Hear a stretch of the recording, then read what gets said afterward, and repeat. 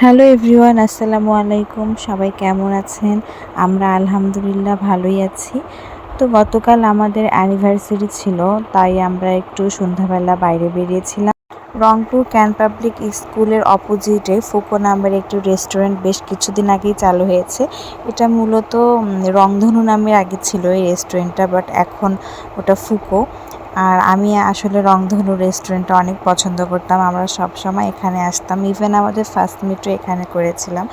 যাই হোক, আমাদের যেহেতু অ্যানিভার্সারি ছিল, তাই একটা ছোট কেক নিয়ে আমরা কাটছিলাম। জুনাইশা আসলে এসব অনেক পছন্দ করে, মূলত ওর জন্যই আমরা সবসময় বার্থডে অ্যানিভার্সারি এগুলো সেলিব্রেট করে থাকি।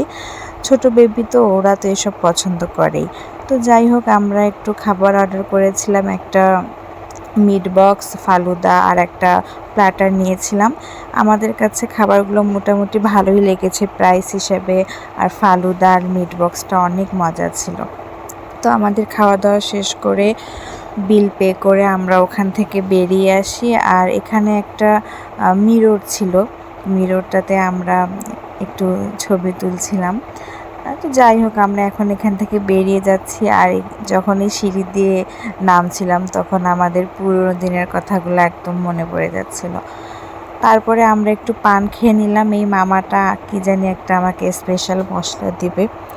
আমার কাছে পানটা মোটামুটি ভালোই লেগেছে। তো এখন আমরা চলে যাচ্ছি। কোথায় যাব যে মানে বুঝতেই পারছিলাম না। জুনাইশার বাবাকে শুধু বলছিলাম যে চলো একটু বাতাস খাই, মানে এতটা গরম ছিল সেদিন। তারপরে একটু ডিসির মোড় হয়ে জেলা স্কুলের ওখানে দেখলাম যে একটা আঙ্কেল শাপলা ফুল বিক্রি করছে। তো শাপলা ফুলটা নিয়ে আমরা বাসায় চলে আসলাম।